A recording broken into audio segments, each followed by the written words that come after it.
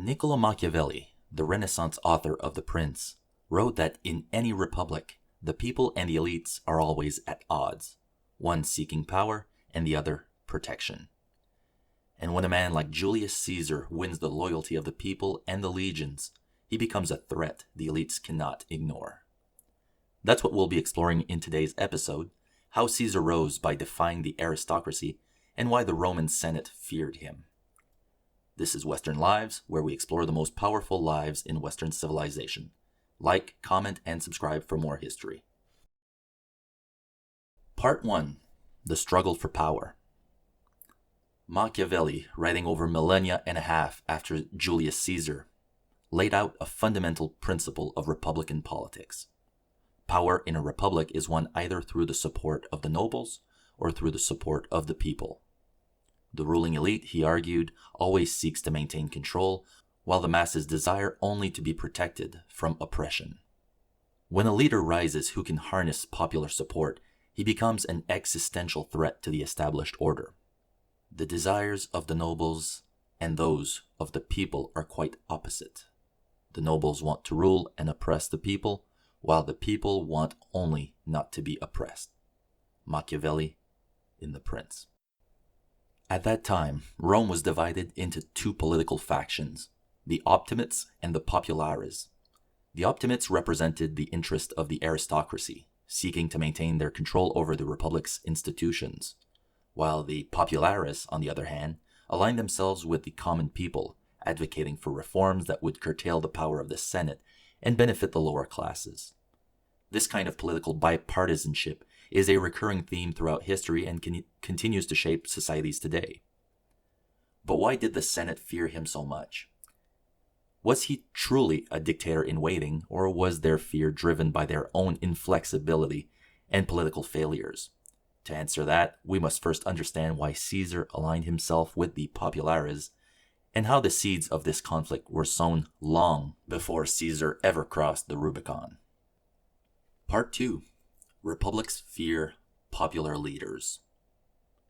Machiavelli warned that republics must guard against powerful individuals who gain influence through popular support rather than institutional approval. A republic's survival depends on maintaining control over its military and preventing any one man from becoming irreplaceable. In The Art of War, Machiavelli highlights a key military principle. A general who commands the same troops for too long will gain their personal loyalty over that of the state, a situation that threatens the republic's stability. Machiavelli says the organization should be such that each year the leaders are exchanged from command to command, for continuous authority over the same men generates so much unity among them, which can easily be converted into prejudice against the prince. In reference to the Roman kingdom and republic, he said, 1,000 years without tumult and without a civil war, which did not result from anything else than the exchanges of those captains who were placed in charge of the care of the armies from place to place every year. Machiavelli in The Art of War. Rome had already seen this play out before Caesar. The Senate had repeatedly struggled to contain leaders who gained mass support and sought to challenge the existing order.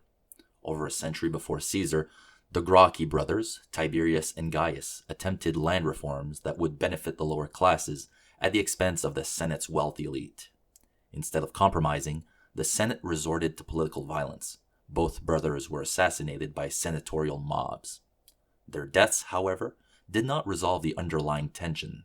Instead, they deepened Rome's class divide and set a precedent for future populist leaders to bypass the Senate's authority.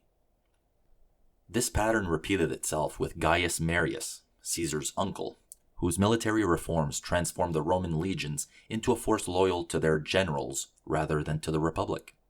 Marius rose to power on the back of his popularity with the army and the common people, only to find themselves at war with the Senate-backed Optimates and his rival, Sulla. This culminated in yet another bloody civil conflict, with Sulla ultimately seizing power and enacting proscriptions against Marius's supporters. If the Senate had understood Machiavelli's warning, they might have realized that the real danger was not simply Caesar as an individual, but the system itself, which had already enabled ambitious generals to challenge the Republic. And yet, despite having witnessed these previous crises, they failed to prevent history from repeating itself. With this framework in mind, we can better understand why Caesar, from an early age, aligned himself with the Popularis and set himself on a collision course with the Senate. Part 3. Caesar and the Popularis. Julius Caesar was born into the gens Julia, a noble but politically weakened family. More significantly, as mentioned above, he was the nephew of Gaius Marius, the powerful general who had expanded the rights of the common people and defied the Senate's authority. When Sulla emerged victorious, Caesar, as a young man, became a target simply due to his family name. Ordered to divorce his wife Cornelia, the daughter of a Marian supporter, Caesar refused and he was forced into hiding. He only survived by securing a pardon through powerful intermediaries.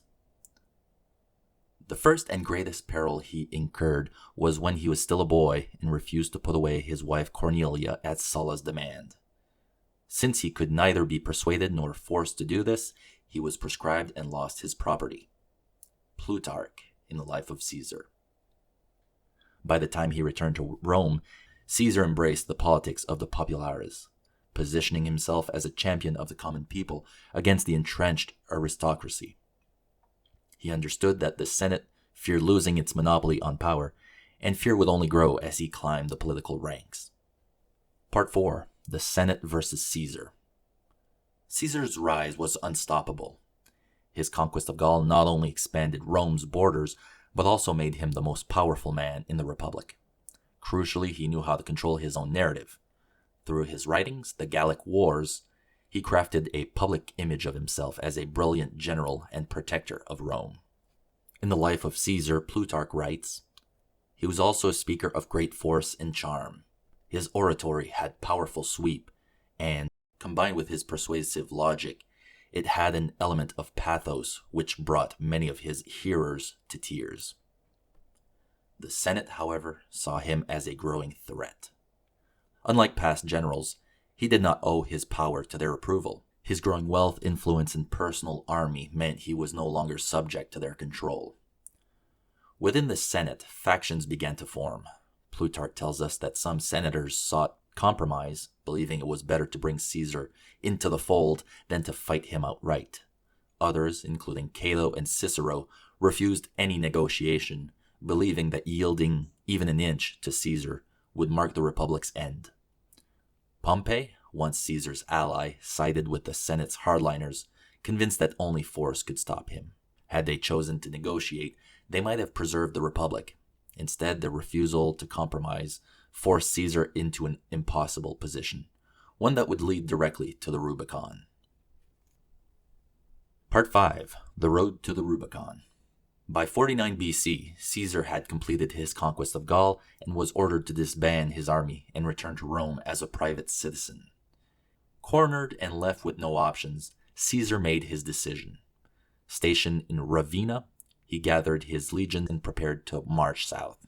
As he reached the Rubicon, the river that marked the boundary beyond which no general could bring an army, he uttered the famous words, "Alea iacta es," the die is cast.